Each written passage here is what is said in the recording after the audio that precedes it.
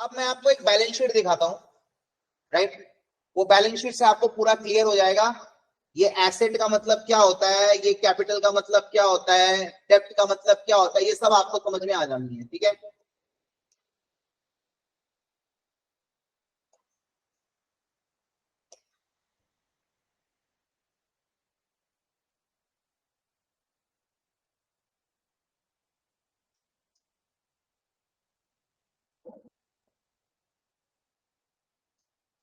यहां पे non current asset होता है। अच्छा, नॉन करेंट एसेट में दो चीज होता है, टेंजिबल एसेट, इनटेंजिबल एसेट। इधर करेंट एसेट होता है, यहां शेयर कैपिटल होता है, रिजर्व एंड सरप्लस होता है, इसको मिला के आएगा हमारा इक्विटी। इधर में होता है नॉन करेंट लाइबिलिटी मतलब डिबेंचर, और इधर में होता है हमारा current liability,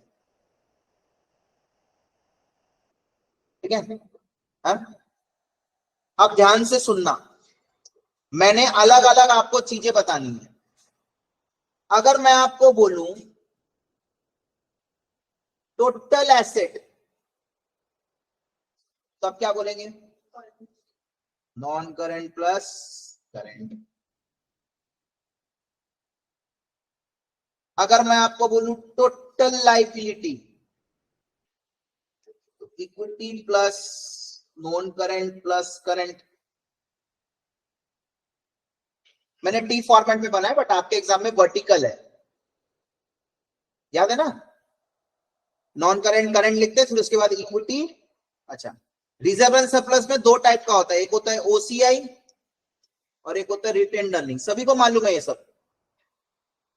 other comprehensive income and retained earning. हमारा जब मैं कैपिटल एम्प्लॉयड बोलता हूं,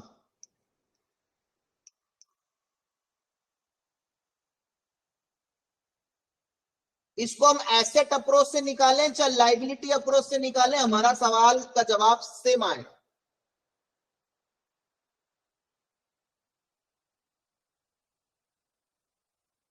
ये हो गया हमारा एसेट अप्रोच, इधर हो गया हमारा लाइबिलिटी अप्रोच।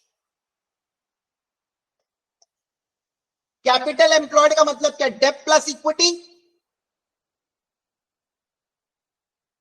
मतलब बेसिकली इन दोनों को ऐड करना है।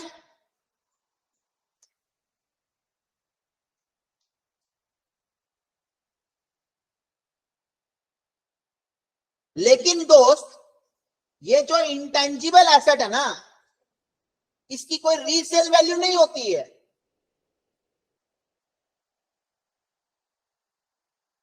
हमने पेटेंट करवाया भैया, आपको पेटेंट मिला है, इसको आप बेच कैसे सकते हैं, तो समझाइए ना। आपका लाइसेंस पीरियड है ये,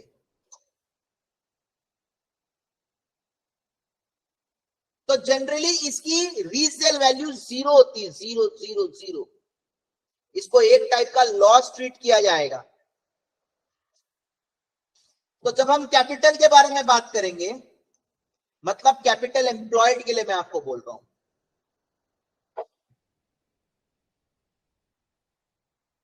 या अगर मैं खाली एसेट बोलूं तो भी आप कैपिटल एम्प्लॉयड ही समझना।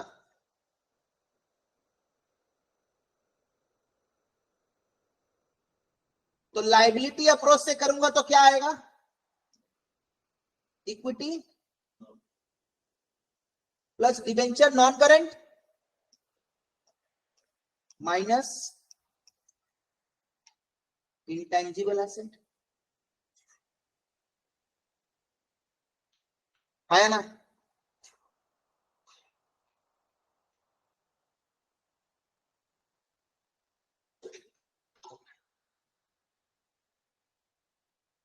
दो दो नंबर का एमसीक्यू आएगा ये सबसे, दो दो नंबर का। कैपिटल एम्प्लॉयड का डेफिनेशन ही नहीं मालूम रहेगा तो कैसे करेंगे?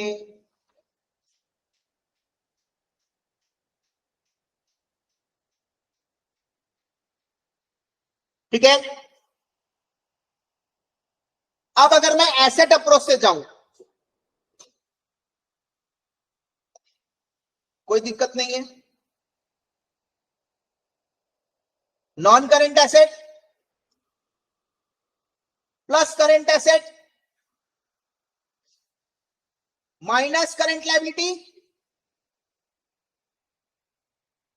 आया ना। लेकिन इस नॉन करेंट एसेट में तो ये लिया हुआ है ना, इसको हटाना पड़ेगा।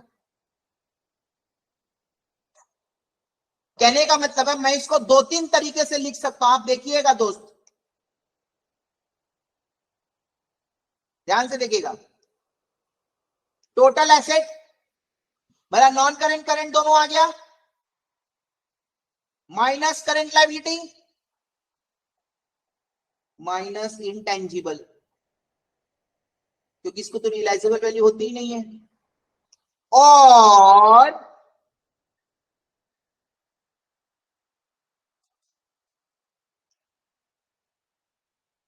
Tangible non current asset plus current asset minus current liability. मैंने नॉन करेंट में ही टेंजिबल वाला खाली लिया, इंटेंजिबल वाला लिया ही नहीं।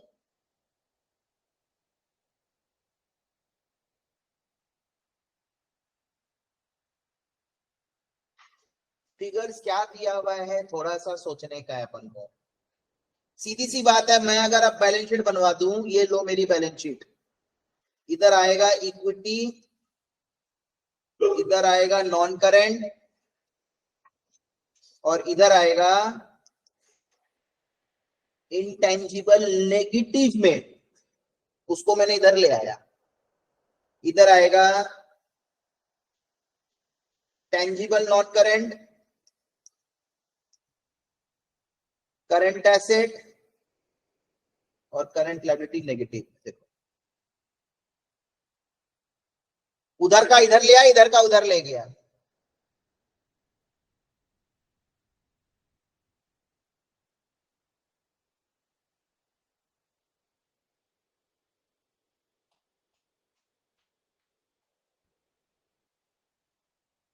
अब आप लोग इंडस्ट्री में जाएंगे,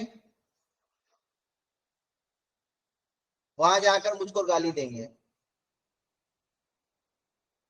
बोलेंगे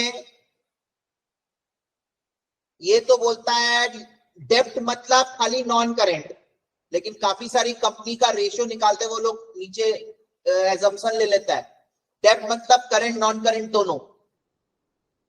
माई intangible asset is valuable, try to understand.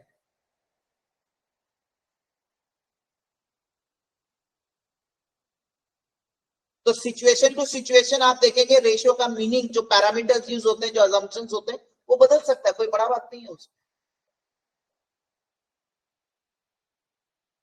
पर लॉजिक होना चाहिए, सेंस होना चाहिए।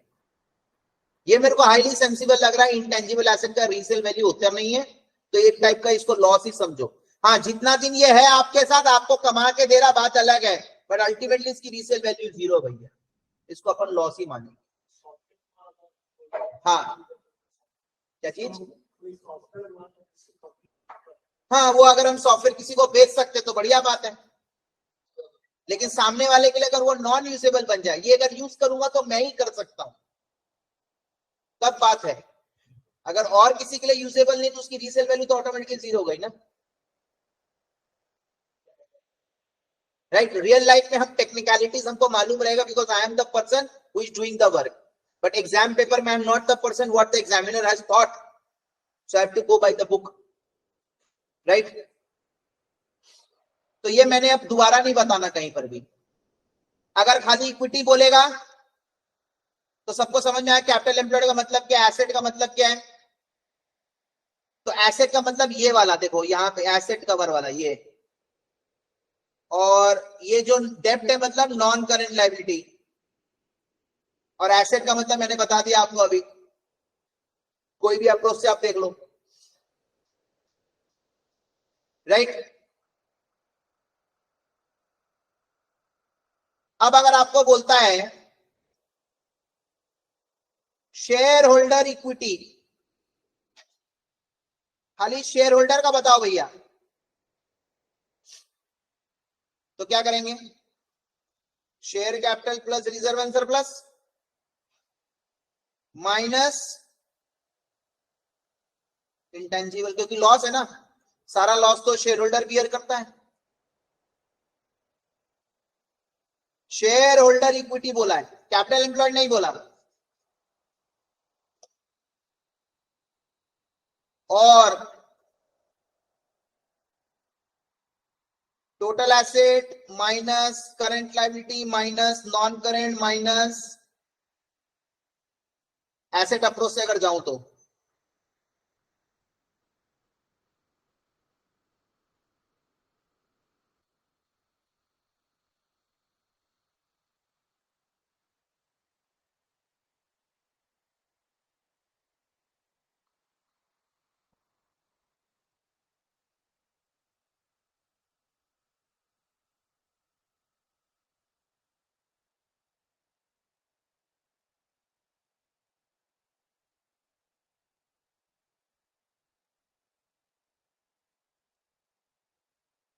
ठीक है।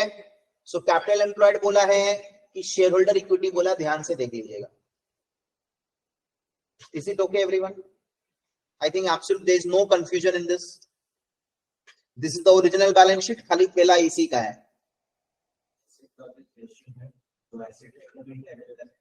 हाँ हाँ हाँ, कोई फर्क नहीं पड़ता, जहां जहां कैपिटल एम्प्लॉयड एसेट बोला है वहां वहां ये फॉर्मूला यूज होगा, और इंटेंजिबल एसेट हर जगह माइनस होगा। Right, clear?